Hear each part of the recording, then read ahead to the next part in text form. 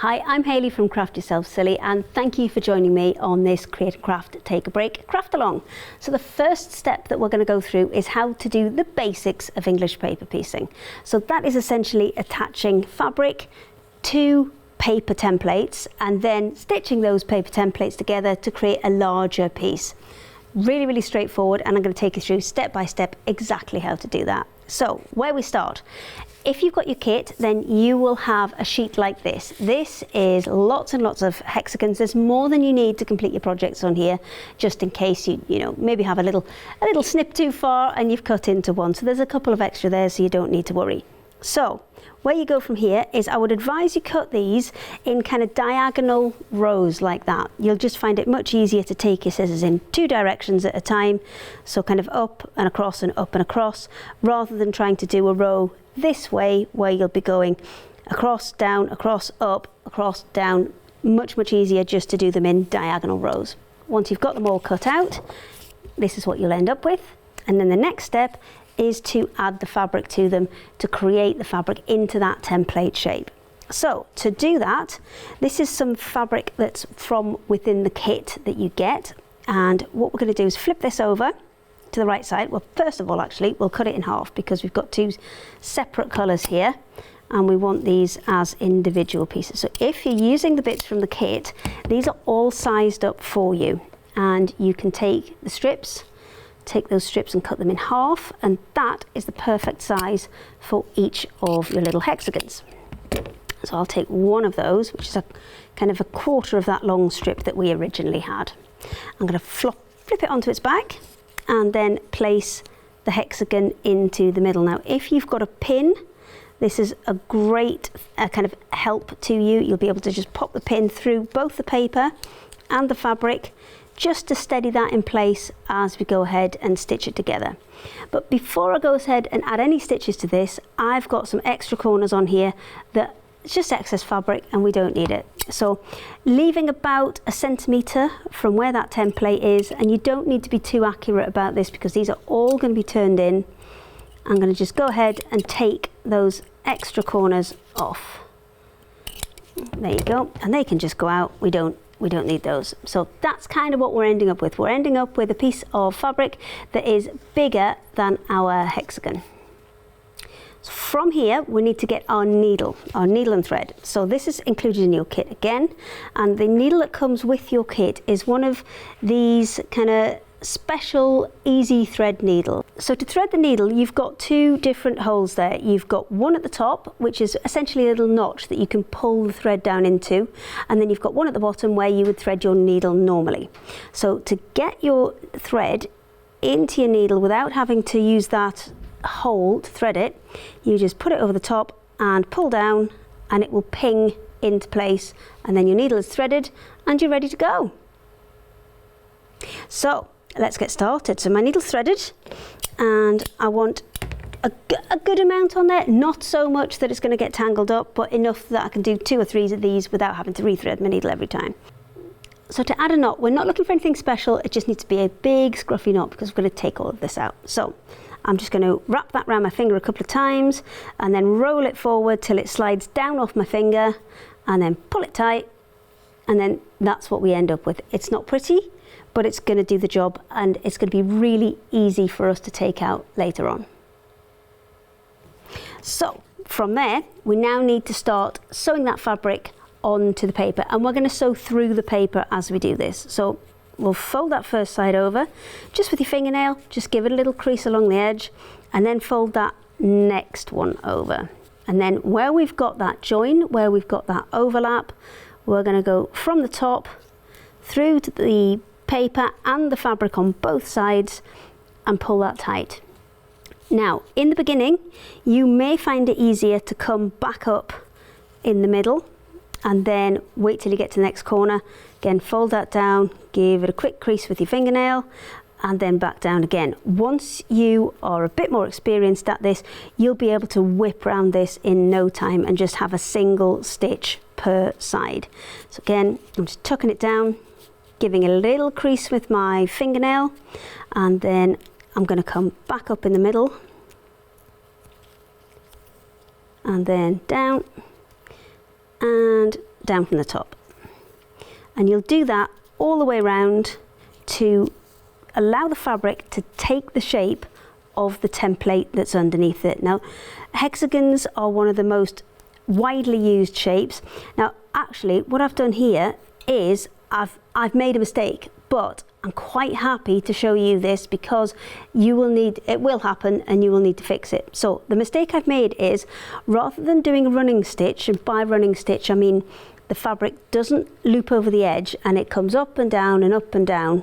The thread runs in and out all the way around and nothing overlaps that edge. What I've created here is what's called a whip stitch, and that's looping over the edge of the fabric. Now, we don't want that because that will make it a lot more difficult when we come to sew it together, because this will get in our way when we're attaching the two hexagons together. So to correct that, you're going to have to unthread your needle, pull it back through, and then because you've got that nice easy thread needle, we can just rethread that, pull it in, ping, there we go, and away we go again. So just make sure that you continue with that running stitch. You don't want any stitches overlapping that edge. So come up, and then we're almost back around to the beginning. And then when you get back around to the beginning, we don't really want to add another knot into this because we want this super easy to unpick. So when I get to the end, what I'm going to do is come back for half a stitch and then back up again in the same point, and that's just looping over a stitch to make sure that everything stays in place. So that is what your back should look like, and then the front will look like this. Once it's like that, everything's secure, you can take that pin out and you're ready to start putting all the pieces together. So to attach them together, again, you're going to need that threaded needle. I can use the little bit that's left on here because that's plenty to do this this next bit. And to do the kind of joining them together, you will get kind of bigger and bigger pieces as you go on. But I would recommend doing 2 or 3 sides at a time. If you try and do too many, you'll end up with kind of weird gaps in weird places, and then it's a bit more challenging to get those bits together. So try and work on 2 to 3 sides at a time, and that will really help you when you're putting them together.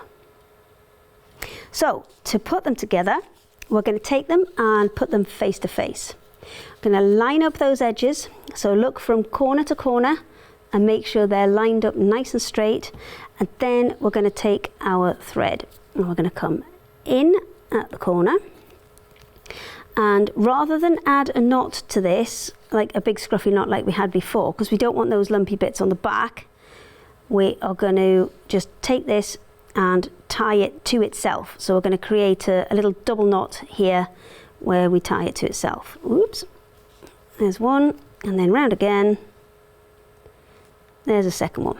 So you can see just there, they're just tied, holding themselves in place. And then we're going to line them back up, and we're going to do a whip stitch. So a whip stitch is where you're going to come in and take a few strands of the cotton from one side, a few strands of the cotton from the other, and we're going to take the thread over the top, and you're going to keep going in the same direction. So from the back to the front, make sure the thread goes over the top. It doesn't have to go over your needle, just has to go through both layers, and then that thread lays over the top. And the smaller the amount of fabric that you take from each side, the smaller your stitches and the less visible your stitches will be on the front. Now we've provided white within the kit, which is great because if I just flip this out, you can see, you can hardly see anything there. But what I would advise as well is every kind of halfway, I would say, up these, because these are 1-inch hexagons, so I would say about halfway, just put a double stitch in there. My needle's just come unthreaded, so I'm just going to pop this down and rethread it for a second. And that's where these easy thread needles are so handy, because you can just ping and away you go again.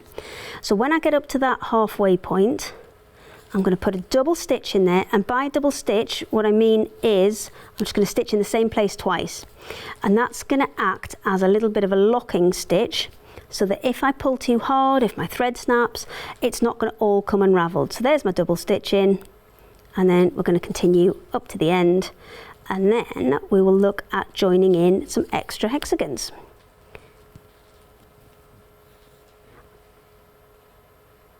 I'm just going to show you how to thread that needle one more time.